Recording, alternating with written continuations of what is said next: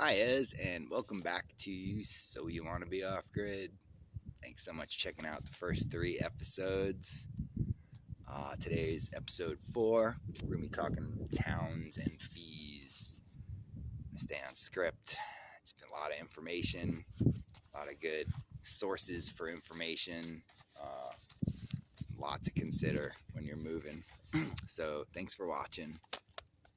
If you're not following along, give a subscribe and get updated when the new episodes come out because they're not too regular. Today we're going to go towns and fees. Once you're settled on a climate, you have an understanding of what's around. The further from cities, you'll see a drastic fee decrease. You're also going to see less amenities. It's a trade-off you have to make on your own. It's 50 miles for me to get to Home Depot and all the other associated amenities.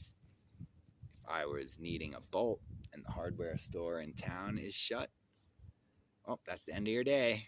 You can go to Home Depot, but it's going to be a couple hours and you don't want to go there for one bolt. You're not going to drive an hour to go get one bolt. So chances are you're going to stack missions, you're going to wait, and then that project gets put on the back burner, so that's the way it goes, right? I don't have DoorDash and Uber Eats out here either. It's a good point of research in your journey. Maybe you're ready to be way out there and you're doing it, milling, splitting, water catchment, and stone are real good resource activities to be scouting as far as, mitigating building costs. Things like building restrictions, time limits, flood zones, fire paths, easements, avalanche paths, gigantic washes, water and mineral rights, property taxes, value assessment, proximity to public utilities, proximity to government land. A lot of these rural places, you're going to be bordering what's called Bureau of Land Management land. And that's pretty good, right? They're not going to, you won't see any houses going up there until they sell it.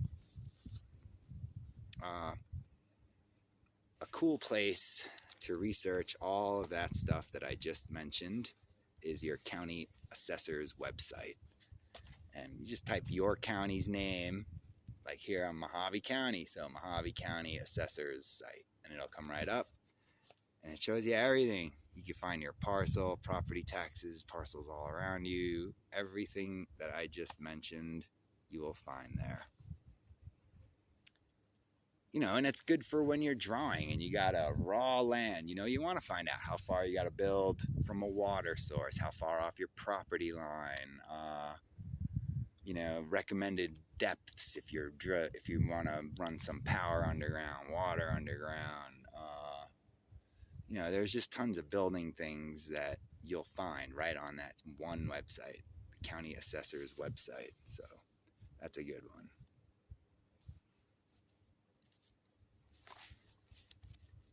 You could end up building your home 500 feet from your septic tank because of the building restrictions. Be sure you have entry to your property, whether it's a road. Sometimes there's an easement through another property because the road by your property is too jacked up or it just doesn't exist. So you have to look into that. And an easement is a legal binding agreement. It's not something if you play your music too loud, you're going to use your easement. You're going to lose it. Like it's illegal. But it's just something else. Make sure you can get to your land. Power lines are a good indicator of a decent road. Typically, they're maintained, so clearance to them will be good. It'll be wide. Follow them when you're looking around. You'll have to contact the local utility company once you settle on an area for how far they'll run existing infrastructure to your spot. Like, for instance, here, the power company will bring the cable 550 feet to my lot. So I'm close enough. I can get it halfway on my 2 acres here, and it still costs you infrastructure, so you still have to traverse it across your land, whether you're elevating it on poles or digging it underground. You're gonna have to pay for that. All they provide is the cable, which is a big expense, So it's still going to cost you a couple $1,000s and a monthly bill. I don't have the availability here for city water, but that's something else you'd look into if you have a city water valve line running down your property, see how far they go, all that. If it's right out front, they're going to pull your property, but if it's down the road, maybe there's a certain distance, It's always good to contact the local companies once you're there, because in a little city, like a little town, you're going to have a nice little local water company, so there's negotiation arrangements. It's nowhere near here. Water won't be here for years, so I haul. We'll talk about that another day. Also, internet. If you're buying rural land, you may or may not have an address. If you do not have a physical address, you're not gonna get many services there. So check your cell phone. Make sure your cell phone's good. Walk around your lot, stream some videos, do whatever you do. Make sure the cell phone's good, and then you're gonna have to again check that county assessor website and see how you go about getting an address, physical address on the property. For me here, I had to install a septic tank on the property.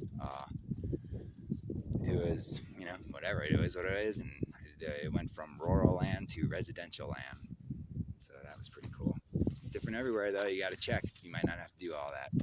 I'm telling you, that's the way it was here in Mojave County. Go locally. You're gonna need some help, and there's plenty of competent, skilled workers in places, small places. Everybody's doing something. Everybody's got a talent out here. People are doing it, So you just go to the local restaurant, the local market. Maybe there's a little board up. Take people's numbers, Maybe there's a local social media group or whatever you get on. But start to network and let people know you're around, and that's about it. Maybe meet some friends. Maybe there's a work opportunity. Maybe you can trade labor with someone. Maybe someone out there is building, You don't cost as much, so you don't need as much. So sure, the fees are going to be that's your biggest thing. I mean, you got to pay the fees, but it's a one-time fee, and it is what it is. We have to work our way through while working our way around, and there's a couple, so whatever. And also, finally, postal service. It's hard to get a mailbox without an address, so you hope you can get some kind of P.O. box. Otherwise, you got to sort out that address. Most of these little towns, they'll have a post office in town. You'll be able to talk to them, at least even get general delivery. But that's about it. Towns and fees is a lot. You really gotta do your homework. You might find somewhere, and the property taxes are just gonna be ridiculous. You just don't know. So you really don't want to have any surprises. Especially if you're working on a budget, right? So this is real important. So it's a tough point of research. It's a strong, all-inclusive point of research, because it really ties in with everything else. Just like all of it all ties in. But towns and fees, I hope you enjoyed it, and we're gonna cut this now. And thank you so much for watching.